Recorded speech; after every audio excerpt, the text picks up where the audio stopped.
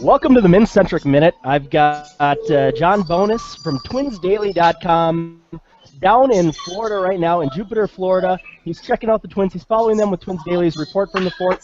John, how are you doing? Well, I'm in Florida in March at spring training. How do you think I'm doing? It's awesome.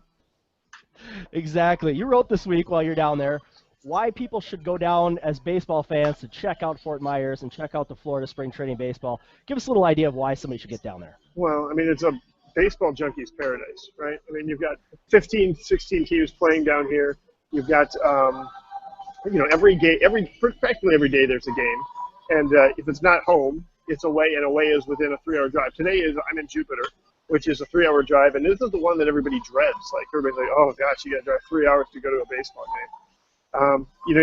Besides that, you also get, much better access to the major leaguers. You get to see all of the minor leaguers.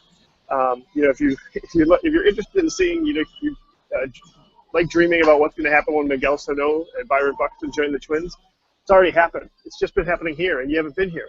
So get on your horse, cowboy, and get down here. This is a baseball junkie's dream. Everybody should be doing it. If you read Twins Daily, if you're watching this podcast, odds are you should be down here. How would you rate the additions to Hammond Stadium? From last year, I don't see a lot of real significant additions. They changed the big backdrop. They extended the concourse a little bit in right field. But listen, over the last 2 years, it's changed a lot, and it's great. I mean, it's that much more fan friendly. I guess it feels a little less like the Saints Midway Stadium and a little bit more like the Saints' new downtown ballpark. It's going to be. It's still, has the nice mixture of all the amenities that you want. Somebody told me they have like 50 different varieties of tap beer flowing in that stadium right now. But it also still has the coziness of a, 15,000-foot or 15,000 seating stadium. So yesterday's game, Josmil Pinto, one of the catching backup hopefuls, was hit by Baltimore Orioles' Adam Jones's bat, and it was announced that he has a concussion. John, talk a little bit more about that. He felt a little bit of dizziness yesterday. They did have a CT scan. It turned out negative. He said he didn't quite feel himself today. It's a brain injury, and so the Twins aren't going to give us any more hard data than that, and I don't think they necessarily have any more hard data to give. It's going to be a wait-and-see thing for him, for the Twins, for him and for us, and we'll see what happens. Molitor was asked straight out if that, hurts his chances of making the opening day roster, and Molitor didn't want to say yes, but it's hard to tell. It depends on how soon he can come back and what kind of impact he can have. So, staying on the injury topic, Glen Perkins had an oblique strain, and he's been out for a little bit in spring training. What's his status right now? He pitched yesterday in the game in Fort Myers. It was a split squad yesterday. There was the game in Fort Myers where Pinto got hurt and where Perkins pitched, I think, in the 5th inning, and he felt fine today. So that's good news for Twins fans. Even up to yesterday, Molitor was saying he didn't have any concerns about Perkins being ready for the season to begin, but it's nice to get some confirmation that he's fully healthy, and now he can spend the next 2 weeks getting totally ready for the opener. Eduardo Escobar is an interesting player right now. The Twins were reportedly taking calls on him for a trade candidate. He had a great season last year. Where does he fit in with this team, do you think?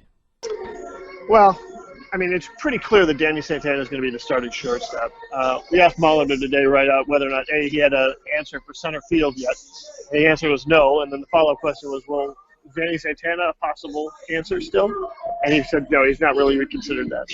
So, he was also asked outright, do you want to name Danny Santana the starting shortstop? And he said, no, he's not ready to do that either. But the writing is on the wall. Every time you ask Molitor about Escobar, he praises him, but he also talks about how he needs to make sure that he plays a lot of positions this spring because if he's going to get at bats, that's probably what he's going to need to do.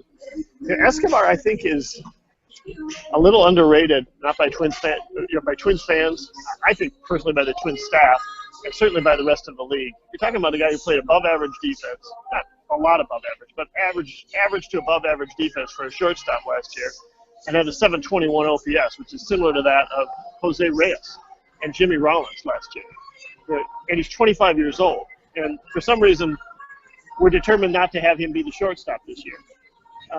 Meanwhile, we have a tremendous question mark in center field, and we've got a guy who played center field there last year that we're moving to shortstop. To me, that doesn't make a lot of sense. I personally would like to see them keep Escobar at shortstop, have Danny Santana play center field, and then reevaluate in 3 months. If we've got a center fielder that's ready to come up, whether it's Hicks or Buxton or whoever, great. Then we move Danny Santana to shortstop. Maybe by then, Eduardo Escobar will convince the rest of the league that he really is a starting caliber shortstop. It just seems odd that a guy has that kind of performance one year, and not only is there no talk about an extension, which is not what I'm suggesting, but that he somehow is losing the job because, well, we've got some other things we want to try. That brings up a good question. Where's Paul Molitor at with his center field job, and who do you want to see in center field this year? I don't know. There's 4 guys competing for right now. Now, I don't know if there's at least 3 and maybe 4. The one I'm not sure about is whether or not Eddie Rosario, who's still in camp, is really competing for center field or not. I know this. He's not playing center field. If I was serious about Eddie Rosario playing center field, I'd be putting him in center field. Yesterday he played right field, and today's playing right field. And in both cases, one of the guys he's competing against is playing center field. Today it's Shorted Schaefer. Yesterday it was the guy from the Cardinals. Is it Robinson? Shane Robinson. Yeah, Shane Robinson, right. Hicks is, made a couple of mistakes early in the spring. He looked decent enough defensively on the one game that I saw on Friday. He's still not, tearing the cover off the ball. He went 0 for 4 yesterday. I think he went 0 for 4 the day before that. And a lot of those at-bats are against right-handers, which, is what you kind of expect from Aaron Hicks against right-handers. Listen, nobody has separated themselves from the pack, which is why Molitor hasn't figured this thing out yet either. He's waiting for somebody to grab the job and run with it, and we haven't seen it. I regret that I didn't give him the follow-up question that I kind of thought about asking when I asked him whether or not he had a solution, which is a platoon a possibility? Because it seems like that might be a possible solution if they're really worried about it. It means not having Hicks play every day or not getting every day at bats, but he and Schaefer might not make a bad platoon.